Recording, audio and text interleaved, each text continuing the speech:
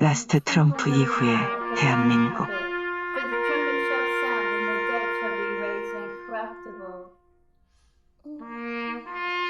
Republic of Korea after the last Trump.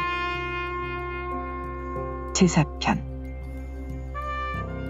하여튼 몽골 제국이 정복된 민족을 재구성하여 군대에 편입시켰듯이 대일본 제국 또한 그 영향권에 있는 한족, 몽골족, 만주족, 조선인 등을 총동원하면서 전세가 확장됩니다. 서쪽으로는 싱가포르를 포함한 동남아는 물론 영국령 인도 인문까지 진출했고, 동쪽으로는 파푸아뉴기니를 제끼고 오스트레일리아 문턱까지 넘보고 있었습니다. 추축국이 추구하는 뉴오더는 나치 독일이 동서유럽, 아프리카 및 중동을 석권하고 일본은 아시아 전체를 관장하며 나머지 아메리카는 미국이 유지하는 세계였습니다.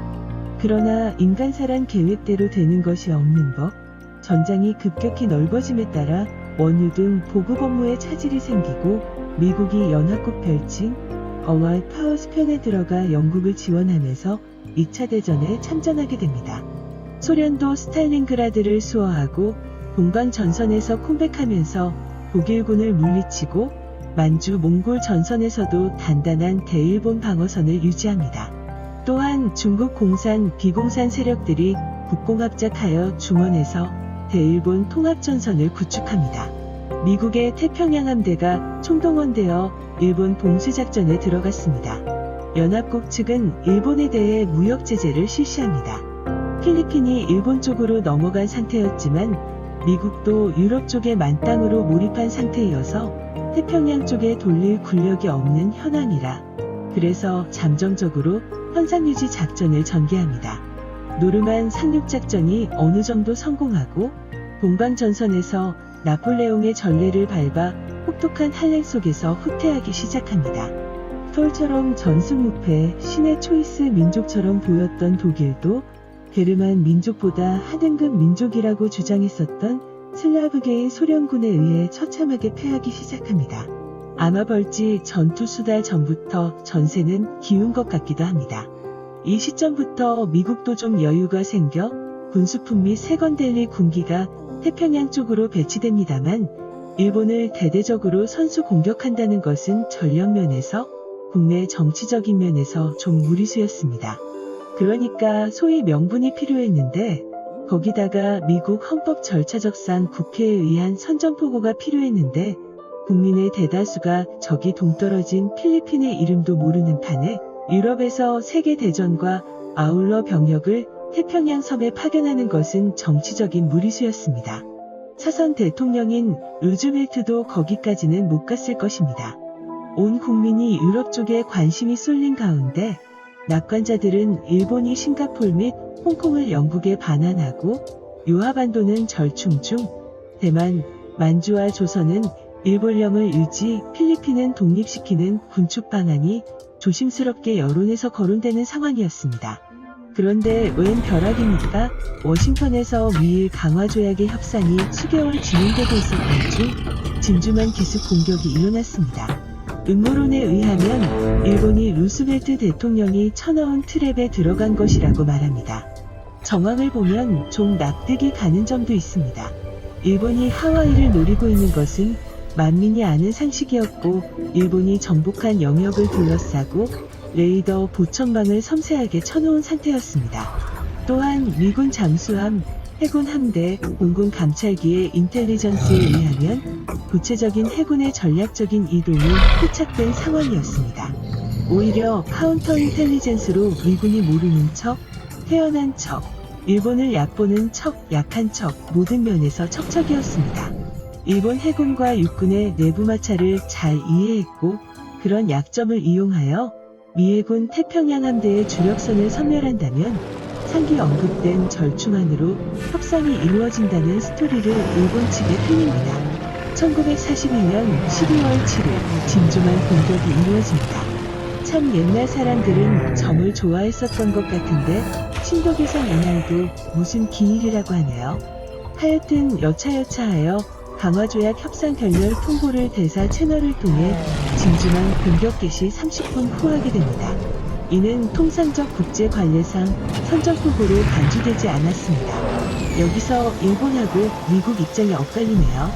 그런데 참 웃긴 게 우리말에 방귀 낀 놈이 성낸다 라는 속담이 있듯이 일본이 먼저 선전포고를 합니다.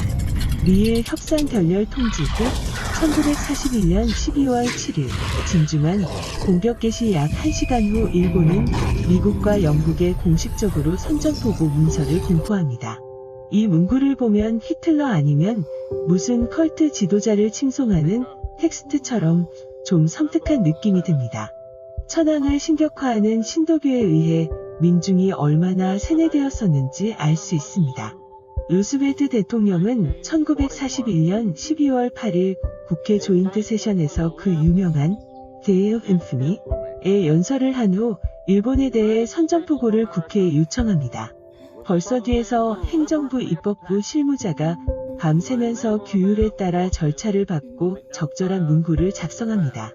당일 오후 늦게 국회 상하원은 투표를 하는데 상원은 기권표를 제외하고 만장일치, 하원은 한 의원의 반대표 한 표가 나오지만 가결.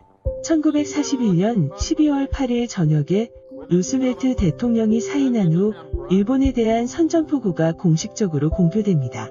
미국 국회의 간 후 미국의 군산업계의 마이트가 태평양 전쟁판에 본격적으로 투입됩니다. 아마 일본이 진주만 공격을 함으로써 그 시점에서 아이러니컬하게 전세는 기울어졌다고 봅니다. 여기서 자세하게 들어가지 않겠지만 미드웨이 해전, 과달카날 해전, 오키나와 전투 등 일본은 연패합니다. 기술, 전력, 전술, 물자면 등 모든 면에서 일본은 열세였습니다.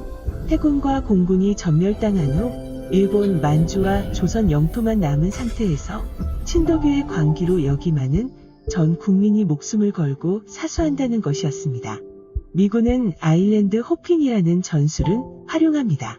그 넓은 태평양의 섬들은 셀 수 없을 정도로 많습니다. 일단 일본의 전략은 주요 기지를 노두로 하여 군방어망을 널리 배치합니다. 그런데 미군은 웬만한 기지는 무시해버리고 핵심 기지만 칩니다.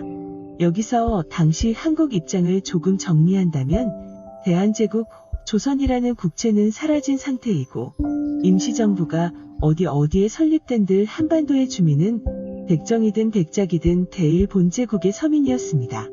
그리고 만약 자진이든 강제로든 전쟁에 관여한 자들이라면 엄밀히 따지면 미군의 적대 대상이었던 것입니다.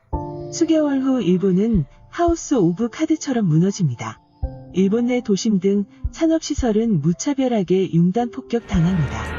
1945년 후반쯤 되면 일본 본토 전체가 미공군 항공권 안에 들어갑니다. 미군 장거리 폭격기가 마음만 잡으면 언제든지 어디로 융단 폭격할 수 있었습니다. 군산산업시설은 거의 소멸된 상태에서 군산민 생태계가 지하로 이주합니다. 당시 폭탄으로는 네이팜 및 종래 TNT가 사용되어 지상에 있는 목재 소재의 주택은 전소당한 상태였습니다. 그러나 폭격 대상으로 황거, 황저, 종교성 건축물, 문화유산물, 귀금속 창고, 은행 본사 등은 제외되었습니다. 그런데 얘기가 너무 길어지는 것 같아서 일단 끊고 제 3편을 마치겠습니다. 시청하여 주셔서 감사합니다. 제 5편을 기대해주세요.